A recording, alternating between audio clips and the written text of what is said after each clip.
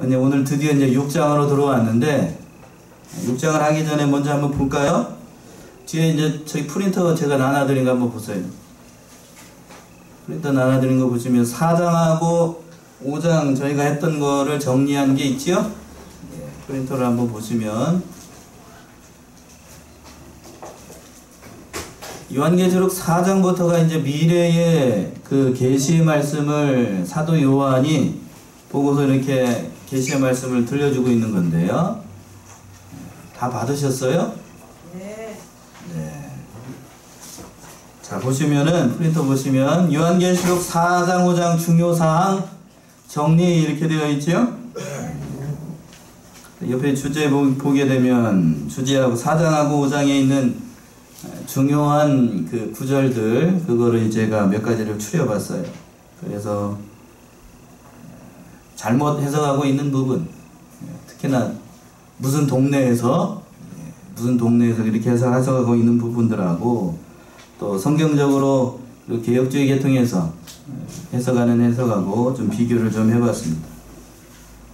그래서 보게 되면 4장을 먼저 보면 이 일 후에 첫 번째 그랬어요. 이 일 후에라고 하는 거는 제가 여러 차례 말씀드린 것처럼 3장과 연결되는 시간적인 관계를 얘기하는 것이 아니라 장면의 전환이라고 장면의 전환이다라고 말씀드렸고, 그리고 환상의 의미를 얘기를 할 때에 사도 요한은 보좌의 환상, 하나님의 그 보좌와 그 모든 의미를 보고 그것을 보고 그 정확한 의미를 알지 못하고 이 계시록의 말씀을 썼다라고 그 동네에서는 그렇게 얘기를 해요. 그러나 사도 요한이 그 환상을 본 거는 그 환상을 본 것뿐만 아니라 그 정확한 의미를 사도 요한이 알았다 몰랐다? 알았다는 사실이 중요해요. 알았으니까 쓰죠. 알았으니까 써요. 저도 글을 쓸 때에는 확실하게 아는 것을 글을 쓰는 거예요. 모르는 것은 안 쓰는 게 좋아요. 안 쓰는 게. 그리고 또 4장에서 보게 되면 24장로가 나오지요? 24장로. 24장로는 잘못된 해석은 하나님의 나라의 모든 일을 맡아 주관하는 24영이라고 해석을 하는 거예요. 24영. 그러니까 성령 말고도 또 다른 영이 몇 개나 더 있다고? 24. 뭐 회개망측한 수 아닌가? 회개망측한 거. 그러나 우리 저기 위해서는 뭐라고 하냐면 신구약의 모든 구원받은 성도의 대표 또는 교회라고 얘기를 했어요. 그러니까 구약에서 구원받은 모든 12 그리고 신약에서 구원받은 모든 성도들 통칭하여서 24장로 이렇게 대표를 하는 거예요. 구원받은 모든 성도를 대표를 하는 거예요. 그리고 24장로가 그런 의미라고요. 영이 아니라는 거예요. 신령한 의미에서 신천지 해석을 보게 되면 잘못된 해석들을 보게 되면 무슨 경향으로 많이 흐르냐면 영적인 해석을 많이 해요. 지나친 영적인 해석. 그러니까 마치 자기들이 뭐 하는 것처럼 신령한 것을 깨달은 것처럼 얘기를 한다고요. 아셨어요? 신령하지 않아요. 신령하지 않다고. 신령하다라고 하면 뭐가 신령한 것인가? 하나님이 신령하고 또 예수 그리스도가 신령하고 또 한 번 성령이 신령한 거지. 다른 그 주위에 있는 다른 피조물들은 신령한 존재가 아니에요. 이것을 놓치면 안 돼요. 이것을 놓치면 안 됩니다. 그 다음에 일곱 등불의 영이라고 하면 또 신천지 뭐라고 해석을 하나 보세요. 하나님의 말씀을 대언하는 일곱 어떻게 해석을 하는지 알겠지요? 그러나 우리는 뭐라고 그러냐면 완전히 충만하신 누구요? 성령을 가리키는 거예요. 성령 하나님. 성령 하나님. 그리고 내 생물이라고 하는 것은 내 천사장이라고 얘기를 하는데 이것이 내 천사장 신령한 의미를 더하는 거예요. 신령한 의미. 그러니까 천사장이라고 하면 우두머리라는 얘기 아니에요. 그러니까 그렇게 세우는 의미가 아니고 여기서 보게 되면 피조물일 뿐이에요. 피조물. 그러니까 하나님의 최측근에서 하나님의 그 존엄함을 가리고 있는 친위대. 그러니까 쉽게 얘기하면 대통령, 경호실장, 하나님의 경호를 하는. 그러니까 신령한 의미에서 천사장이 아니라고 하는 거예요. 천사가 아니라는 얘기가 아니고, 그래서 모든 피조물을 대표해요. 그 4명의 천사들은. 신령한 존재, 우리보다 나은 존재라는 의미가 아니고, 영적인 의미를 더하면 안 돼요. 아셨지요? 그런 의미예요. 그리고 이제 5장으로 넘어와 가지고 인봉한 책이라고 하는 것은 뭐라고 그랬냐면 그 동네에서 뭐라고 해석을 한다고? 그 책이 요한계시록이라고 얘기를 해요. 그러나 우리는 뭐라고 얘기를 한다고요? 하나님의 구원과 심판의 계획서. 그러니까 어떠한 것이 기록되어 있는지 누구만 알아요? 인봉을 떼시기에 합당하신 누구? 예수 그리스도만 아는 거예요. 예수 그리스도만. 모든 것이 그 책에 기록이 되어 있으니까 그리스도만 아신다는 거고. 그리고 또 7 뿔이라고 되어 있는데 얼마나 이게 기가 막히게 해석을 하는가를 보세요. 배도한 7 사자를 심판하기 위한 7 사명자. 이렇게 해석을 하게 되면 천국에 가게 되면 하나님 말고도 신령한 자들이 얼마나 더 많은 거예요 지금. 그쵸? 이런 사람들한테 관심을 두면 안 돼요. 우리의 관심은 어디에만 둬야 되는가 하면 하늘나라에 올라가게 되면 뭐만 보일까요? 하나님만 보여. 하나님만. 다른 사람도 아무것도 안 보인다. 아무것도 안 보여. 그리고 또 뭐라고 그랬냐면 옳은 해석은 어린 양 예수님의 완전하신 권세와 능력을 상징을 하는 거예요. 그리고 또 새 노래라고 되어 있는데 새 노래도 뭐라고 해석을 하냐면 계시록을 해석한 말씀이래. 얼마나 계시록을 신령하게 해석을 하면 계시록을 해석한 말씀을 그들은 뭐라고 그런다고요? 새 노래다라고 얘기를 합니다. 그러나 뭐라고 얘기했냐면 그 옆에 보기에도 성경적인 해석은 거듭난 자, 심령이 새롭게 된 자, 혹은 중생한 자가 부르는 구원의 찬송을 얘기를 하는 거예요. 아셨지요? 예. 구원, 그리고 새 창조, 종말론적인 모든 것이 완성될 그 새 노래, 그러니까 구원받은 자만이 부를 수가 있는 거예요. 그리고 검은고라고 얘기하고 있는데 검은고를 그들은 뭐라고 얘기를 한다고요? 성경이라고 얘기를 한답니다. 그런 의미가 아니고 검은고는 새 노래와 함께 구원받은 성도들이 새 노래를 부를 때에 그 악기로서 등장하는 어린 양께 드리는 그 예배를 드릴 때에 찬양대가 사용한 일종의 찬양 도구, 찬양 요소에 불과한 거예요. 아셨지요? 예. 그리고 참 제가 이 정리를 하다가 마지막 거에서 빵 터졌습니다. 마지막 거에서 보세요.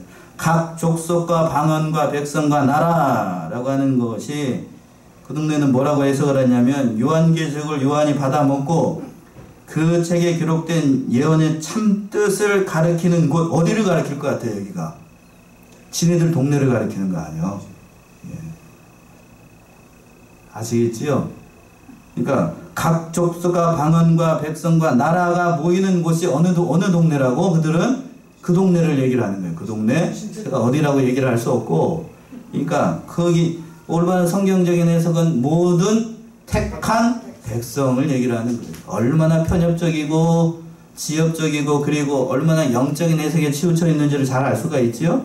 그러니까 요것만 봐도 잘못된 해석으로 기울어지고 있어요. 이걸 모르는 경우에는 콕 넘어가는 사람들이 많아요. 어떻게 넘어가는 사람들이 많다고요? 확 넘어가. 그렇지 않아요? 여기를 봤을 때에 정확하게 여러분들이 깨달아야 될 것은 뭐냐면 여러분들이 천국에 가게 되면 뭐만 보인다고요? 하나님 보일까요? 안 보여. 하나님밖에. 저는 궁금하면 뭐가 제일 궁금하냐면 예수님이 어떠한 모습일까? 그게 제일 궁금해. 다른 수랍 천사, 네 천사들, 24 장로들 그 사람들은 제 눈에 하나도 안 들어와. 누구만 보인다고요? 예수 그리스도가 어떤 분일까? 그게 제일 궁금하지요.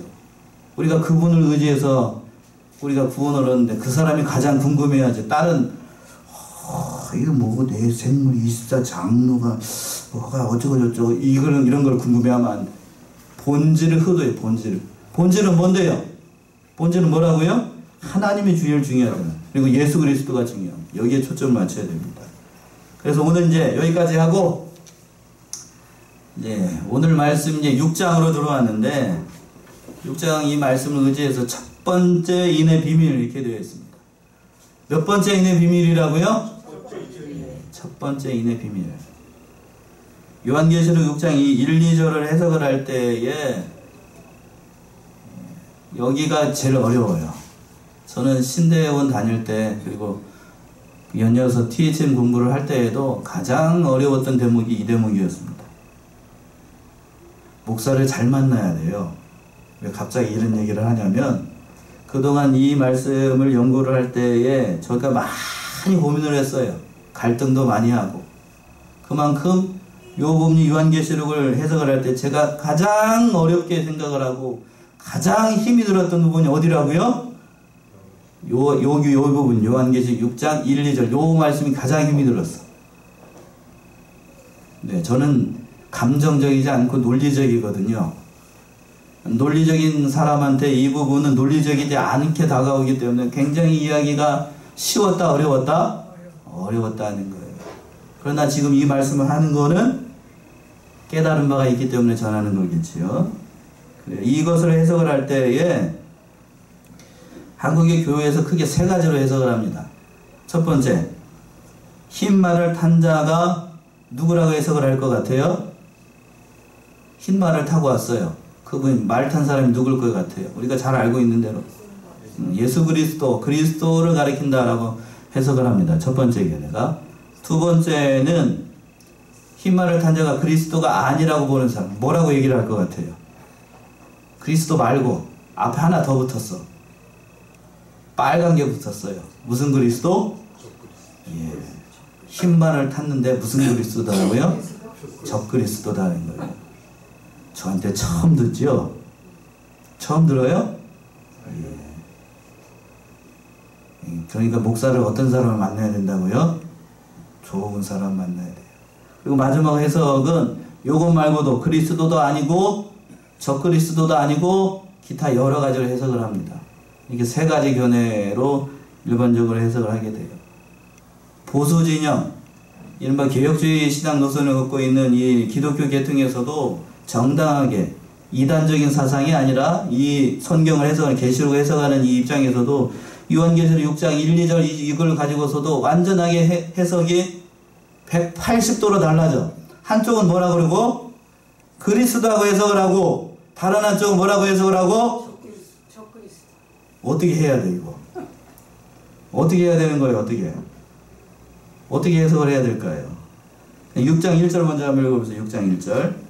내가 보매 어린 양이 7인 중에 하나를 떼시는 그때 내가 들으니 내 생물 중에 하나가 우리 소리같이 말하되 오라 하기로. 예, 여기서 내 생물은 이미 4장에서 살펴본 것들은 그룹 천사를 얘기를 한다고 그랬잖아요. 또는 수랍 천사. 그래서 그 하나님 이사야가 봤을 때에는 하나님이 있고 하나님이 내 방향에서 하나님의 영광된 모습을 가렸던 그 천사들을 얘기를 하는 거예요. 이 천사들이 예수님께서 그 구원의 운동을 할 때에 이 천사들이 같이 이용을 했던 거예요. 이용을 했던 겁니다. 그 천사 중에 한 천사가 뭐같이 얘기를 했냐면 우레소리 같이 말했습니다. 우레소리. 첫 번째 생물은 4장에서 이미 살펴본 것처럼 사자와 같이 생겼다라고 얘기를 했습니다. 7절 한번 보세요. 4장 7절. 그 첫째 생물은 사자 같고 그 둘째 생물은 송아지 같고 그 셋째 생물은 얼굴이 사람 같고 그 넷째 생물은 날아가는 독수리 같은데. 예. 첫 번째 생물이 뭐같이 생겼다고 그랬어요? 사자같이 생겼다는 것은 사자는 보통 승리를 상징해. 맹수의 왕이잖아요. 그러니까 마태복음을 뭐라고 얘기를 하냐면 흔히 사자복음이라고 왕의 복음이라고 얘기를 하고 승리를 상징을 합니다. 그러니까 첫 번째 인을 딸 때에 그 첫 번째 생물이 우레와 같은 소리로 첫 번째 그 예수님께서 그 인을 딱 떼니까 무슨 말이 나왔다고요?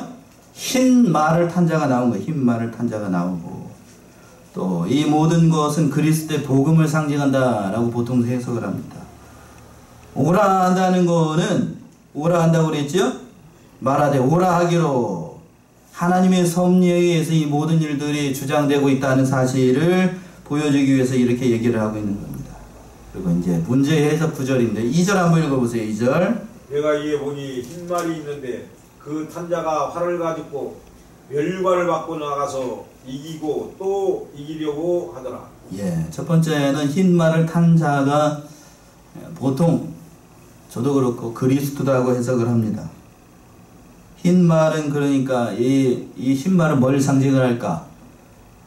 복음을 상징을 하는 거예요. 복음. 크레이다노스나 다른 사람들도 이 흰 말이 보통은 복음이라고 생각을 합니다. 그래서 이 흰말이 상징하는 거를 이레니우스를 비롯해 가지고 많은 그 신학자들이 다 이것이 그리스도의 복음을 상징한다라고 얘기를 합니다. 제가 조사한 바로는 한번 얘기를 들어보시겠어요? 첫 번째 이레니우스, 그리고 워즈워드라는 사람, 알포드라고 하는 사람, 그리고 핸드릭슨, 그리고 박윤선 목사님, 서건태 목사님 아시나요 혹시? 서건태 목사님, 그리고 김홍전 목사님 같은 분들이 흰말을 그리스도의 복음으로 생각을 하고 있어요. 그러니까 흰색은 보통 계시록에서도 그렇고 보편적으로 하나님께 속한 색이에요. 그러니까 죄를 해결하게 되면 뭐같이 이어지게 된다고 그랬죠? 눈같이 이어지게 된다라고 얘기를 했었고, 또 이기는 자에게는 아까 계시록 3장 5절에서 무슨 옷을 준다고 그랬죠? 흰 옷을 준다라고 했어요. 흰 옷. 그리고 변화산에서 예수님께서 옷이 변해가지고 무슨 색깔 옷을? 흰 옷을 입었다라고 얘기를 하고 있고, 또 24장로들이 입었던 옷도 무슨 옷? 흰 옷이었어요. 그리고 계시록 19장에서 가서 보게 되면, 그때 타고 나온 분이 계시는데 한번 보시죠. 먼저 한번 볼까요? 계시록 19장을 한번 가보세요. 요한계시록 19장 11절부터 오늘 조금 찾으셔야 돼요. 또 내가 하늘이 열린 것을 보니 보라 백마와 탄자가 있으니 그 이름은 충신과 진실이라. 그가 공의로 심판하여 하며 싸우더라. 예, 그 이름이 충신과 진실이라고 그랬어요. 그 다음에 12절 읽어보세요. 그 눈이 붉은 꽃 같고 그 머리에 많은 면류관이 있고 또 이름 쓴 것이 하나가 있으니 자기밖에 아는 자가 없고. 16절까지 계속 읽어보세요. 또 그가 핏 뿌린 옷을 입었는데 그 이름은 하나님의 말씀이라 칭하더라. 하늘에 있는 군대들이 희고 깨끗한 세마포를 입고 백마를 타고 그를 따르더라. 예, 거기까지요. 보게 되면 13절에서 보게 되면 그 이름은 누구의 말씀? 하나님의 말씀이라. 여기서 이미 나오네요. 하나님의 말씀 누구를 상징을 하죠? 예수 그리스도를 상징을 하지요. 그 다음에 14절 보시면 하늘에 있는 군대들이 어떻게 된 옷? 희고 깨끗한 세마포를 입고 뭐를 타고? 백마를 타고 그를 따르더라. 15절이요. 그의 입에서 이 한검이 나오니 그것으로 만국을 치겠고 친히 저희를 철장으로 다스리며 또 친히 하나님 곧 전능하신 이의 맹렬한 진노의 포도틀을 받겠고 그것과 그 다리에 이름 쓴 것이 있으니 만왕의 왕이요 만유의 주라 하였더라. 예, 16절에서 정체가 나오네요. 그 옷과 그 다리에 이름 쓴 것이 있으니 만왕의 왕이요 또 만주의 주라 하였더라. 이 만왕의 왕이고 만주의 주가 누구를 얘기하죠? 예수 그리스도를 상징을 하고 있잖아요. 그러니까 백마 타고 나온 사람은 누구를 상징을 하더라? 예수 그리스도를 상징한다라고 하는 거예요. 그러니까 또 이 말은 앞에서 복음을 상징, 흰색이 복음을 상징을 한다고 그랬고, 말은 스가랴에서 보게 되면 전쟁을 뜻하는 거예요. 한 군데만 더 찾아봐요. 스가랴 6장 1절 한번 보셔요. 스가랴 6장 1절 5절. 스가랴 구약성경 1317쪽. 내가 또 눈을 들어본즉 내 병거가 두 산 사이에서 나왔는데 그 산은 노사이더라. 첫째 병거는 흑마들이, 둘째 병거는 흑마들이, 셋째 병거는 백마들이, 넷째 병거는 어릉지고 건장한 말들이 메였는지라. 내가 내게 말하는 천사에게 물어가로되 내 주여 이것들이 무엇입니까? 천사가 대답하여 가로되 이는 하늘의 내 바람인데 온 세상의 주 앞에 모셨다가 나가는 것이라 하더라. 예, 5절에서 보시면 천사가 대답하여 가로되 이는 하늘의 내 뭐라고요? 바람, 내 바람이라고 얘기를 하고 있어요. 내 바람. 이 바람이 뭔가 하면 예레미야 51장 1절에서 보게 되면 바람이 뭘 상징을 하냐면 전쟁을 상징을 합니다. 전쟁. 한번 보세요. 예레미야 51장 1절. 51장 1절.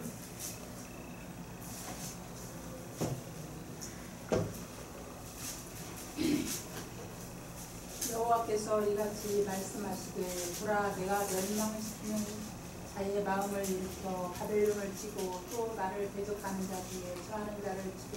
예, 개역성경의 번역은 보게 되면 여호와께서 이같이 말씀하시되 보라 내가 멸망시키는 자의 뭐를 일으켜? 마음을 일으키라고 되어 있죠. 마음. 개역 성경의 번역은 마음이라고 되어 있는데 원어를 보게 되면 마음이라는 뜻보다는 뭐에 가깝냐면 바람이에요. 바람.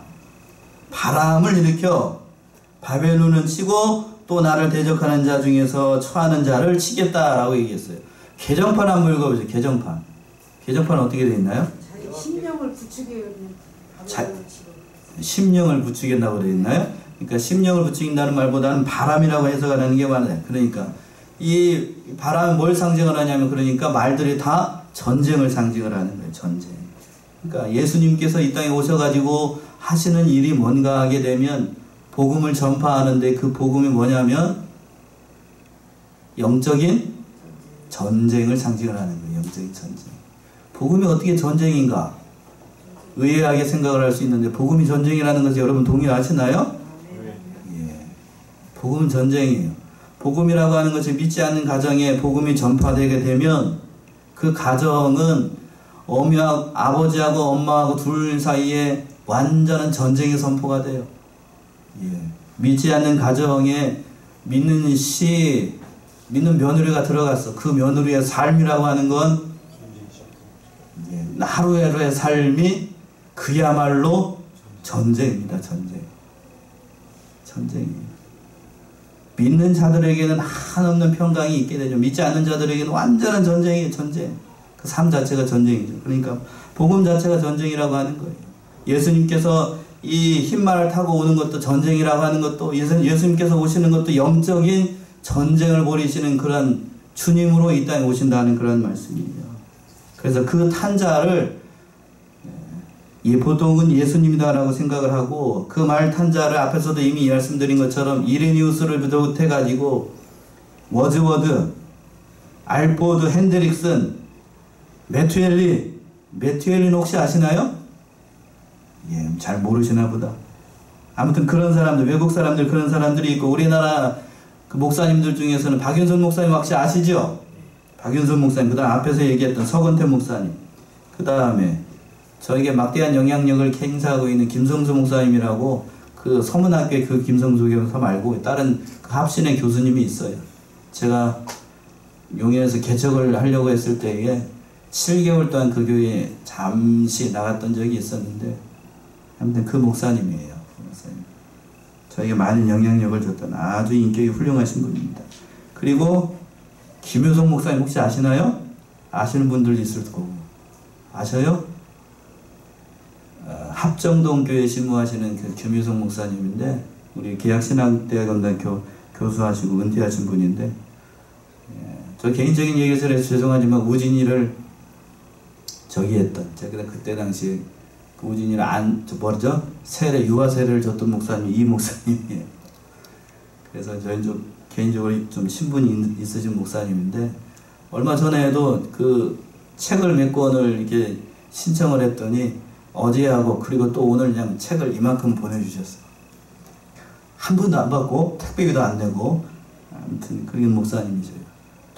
그리고 또 누가 그렇게 얘기를 하냐면 우리 스승이 되시는 이병규 목사님이 그렇게 해석을 하고 있습니다. 그러니까 흰 말을 타고 오는 그 예수님께서 이 세상에 오셔가지고 첫 번째 인을 뗄 때에 예수님께서 짠 하고 나타나가지고 이 세상에서 복음을 전파한다고요. 쉽게 하면 그 얘기예요. 활을 가졌다라고 되어 있죠? 활을 가졌다라고 하는 것은 그 말씀으로 우리의 심령을 쪼개고 예리한 말씀으로 우리의 심령을 꿰뚫는다는 의미가 있어요. 한 번만 더 찾아보죠. 오늘 이것도 다 못하겠다. 시편 45편 5절이요. 45편 5절.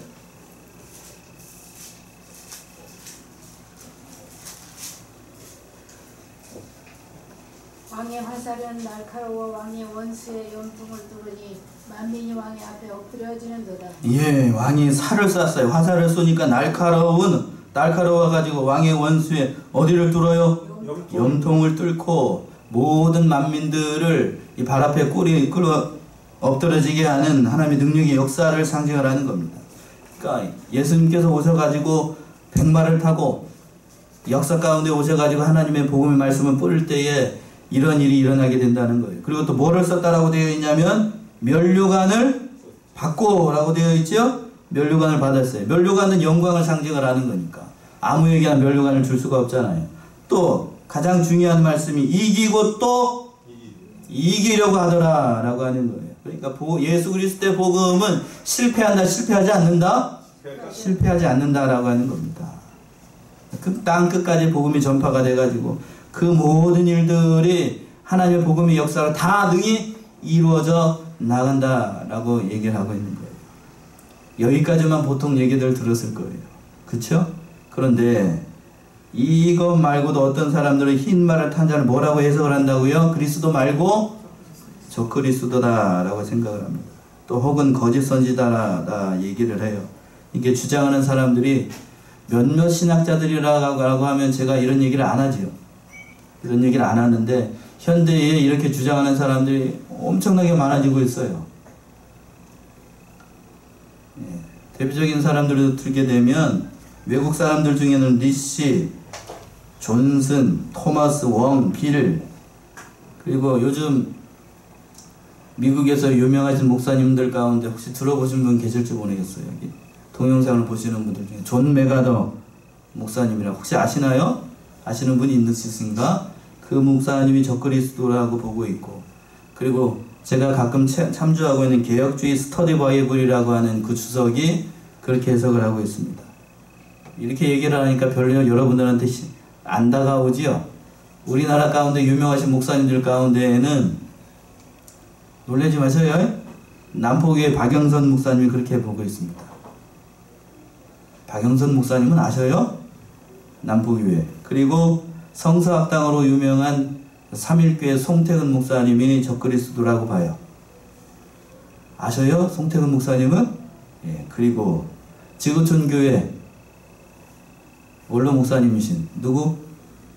이동원 목사님이 적그리스도에 가깝다라고 해석을 합니다. 제가 조사한 바로는 이 3명밖에 현재 있었고 제가 조사를 못했어요. 그러니까 왜 이렇게 해석을 할까? 처음에 기독교가 처음에 한국에 들어왔을 때에는 역사적 전천년적으로 요한계시록을 해석을 했습니다. 그러나 지금은 이 전천년적 해석으로 요한계시록을 해석을 하는 것이 아니라 뒤에 가서 천년왕국 시대 때 다시 자세하게 설명을 드리겠지만 무천년적으로 해석을 많이 해요.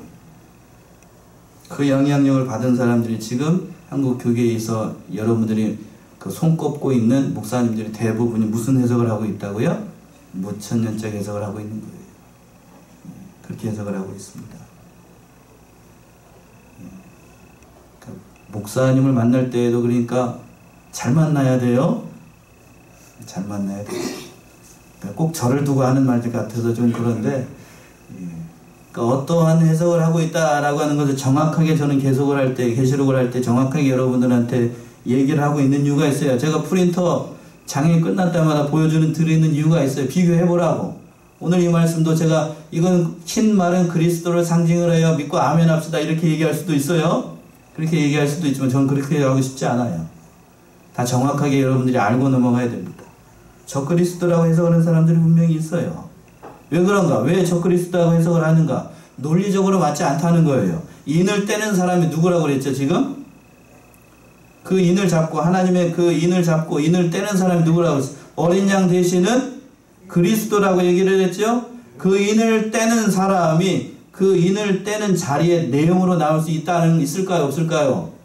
논리적으로 인을 떼고 있는데 거기 안에서 그 인을 떼고 있는 사람이 흰 말 타고 나와 이랴 하고 있어요. 그거 맞아요? 논리적으로는 안 맞는다고요.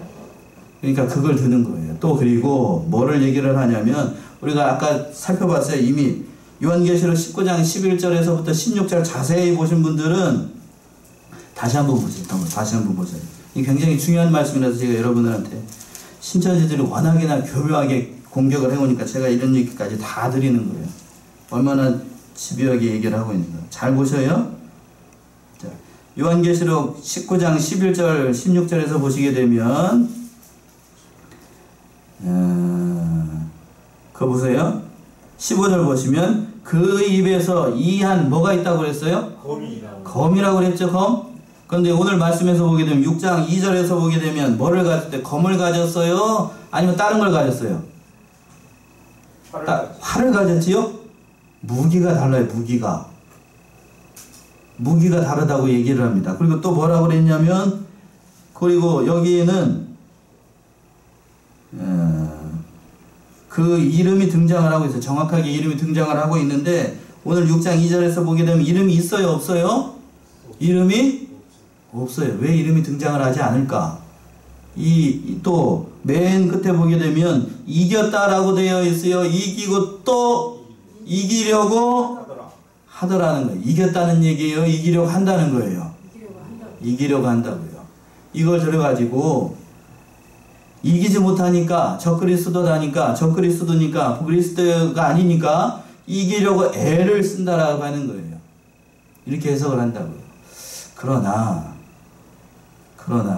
이렇게 해석을 하게 되면, 이게 만약에 그리스도가 아니고 적그리스도라고 얘기를 하게 되면, 인을 뗄 때에 처음에 시작을 하는 것이 그리스도의 복음으로부터 시작하지 않고 종말, 그러니까 인을 뗄 때 종말에 관한 것만 얘기를 한다라고 하면, 그 체계를 들고 있었던 것, 성부 하나님에 의해서 성자 예수님이 들었던 그 인봉한 책이 구원과 심판에 대한 거라고 그랬죠? 그잖아요. 그 인을 뗄 때에 심판에 가는 것만 잔뜩 있다라고 얘기를 하게 되면, 그 결국의 말씀이 위로가 되는 말씀이 아니라 우리에게 굉장한 두려움을 주고 어려움을 주는 말씀이 될 거예요. 그렇죠? 그렇게 되기 때문에 이 말씀을 적그리스도다라고 하게 되면 해석이 온당한 해석이 되지 못해요. 그래서 활을 가졌다, 무기가 다르다, 또 이기고 이기려고 하더라, 또 논리적으로 맞지 않는다라고 해서 이것이 그리스도가 아니라 적그리스도라고 해석을 하는 사람들이 있어요. 그러나 이거는 논리적인 순서보다도 예수님께서 그 내용이 되셔가지고 직접 등장할 수는 없거니, 이미 그런 경우도 많이 있다는 거는데, 또 다른 해석이 뭔가 하면 거기까지 하고, 또 다른 해석들이 있는데, 어떤 사람들은 이 흰말을 탄 사람들을 그리스도나 적그리스도가 아니라 다른 여러 가지 경향으로 해석을 하는 사람들이 있어요. 한번 얘기를 해볼까요? 첫 번째는, 흰 말을 탄 자는 넷 중 하나일 뿐이므로 특별한 의미를 부여하지 말고 신중히 생각해 봐야 된다. 누가 그럴 것 같아요? 이필찬 교수가 그렇게 얘기를 합니다. 또 두 번째는 군사적인 정복자라고 해석을 해가지고 그 당시 로마를 위협했던 어떤 나라를 상징을 한다라고 얘기합니다. 하우 주석을 그렇게 해석을 하고 있어요. 또 4명의 기사는 모두 심판을 상징하기 때문에 이 말탄자도 강력한 군사력을 갖춘 다른 세력을 상징을 한다. IVP 성경 주석이 그렇게 얘기를 하고 있고, 또 10중 8구 흰 말을 탄 자는 제약된 인류의 정복욕을 상징을 한다. 랍이라고 하는 주석이 그렇게 해석을 합니다. 또 뭐라고 그러냐면, 흰 말은 로마가 주는 평화를 상징을 한다. 김서택 목사가 그렇게 얘기를 해요. 또 흰 말을 탄 자가 거짓 종교와 거짓 평화를 가진 자다라고 얘기를 합니다. 찰스 스윈들이라고 하는 신학자가 그렇게 얘기를 하고, 또 기타 어느 쪽 견해인지 도무지 제 능력으로는 짐작할 수 없을 정도로 모호하게 이리 빠지고 저리 빠지고 이렇게 얘기하는 사람들도 있어요. 그러니까 열표 보게 되면 제가 복잡하게 이야기한 것 같지만, 첫 번째 인을 뗄 때에 나온 그 흰말과 그 탄자를 두고 해석하는 건 크게 몇 가지로 해석을 한다라고 생각을 하면 되냐면, 몇 가지로? 2가지로 해석을 한다라고 생각을 하면 돼요. 첫 번째는 뭘로? 예수 그리스도로 생각을 하는 거고, 또 두 번째는 적그리스도. 마지막 세 번째는 어떤 거기 때문에. 왜 이런 이상한 해석들이 많이 나오게 되냐면, 그 흰말을 타고 나온 자가 누구라고 믿고 싶지 않아요? 예수 그리스도라고 믿지 않으니까 다른 거다, 다른 거다라고 얘기를 하는 거예요. 그런데 온당한 해석은 첫 번째 인을 뗄 때 나온 흰말을 탄 자가 그리스도다고 보아야 온당한 해석이 돼요. 다시 한번 보세요. 6장 2절 다시 한 번만 보셔요. 좀 어렵게 접근을 한 것 같은데, 내가 이에 보니 흰 말이 있는데 그 탄 자가 뭐를 가졌고? 활을 가졌고 면류관을 받고 나가서 이기고 또 이기려고 하더라. 거기에서 나온 이 말들과 내용의 의미가 다 이런 뜻이 있는 거예요. 그리스도께서 오실 때에 이 땅의 모든 역사는 뭘로부터 시작되냐면 전쟁으로부터 시작된다는 거예요. 첫 번째 인을 뜰 때 예수님께서 이 땅에 오시는 그 순간부터 말세가 시작이 되는데, 그 예수님께서 오시는 그 순간부터 영적인 의미에서는 뭘로 시작을 한다? 전쟁이 시작된다는 거예요. 전쟁. 뒤에 따라오는 세 마리의 말도 다 뭐를 상징을 하냐면 엄밀한 의미에서 전쟁을 상징을 하는 거예요. 예수님은 뭐를 들고? 복음을 들고 이 땅에 오셔가지고 뭐를 하러 오신 거고? 전쟁을 하러 오신 거예요. 그 성격과 내용이 다 다른 것 뿐이고 복잡한 것 뿐이지 그렇게 해석을 해야 되는 겁니다.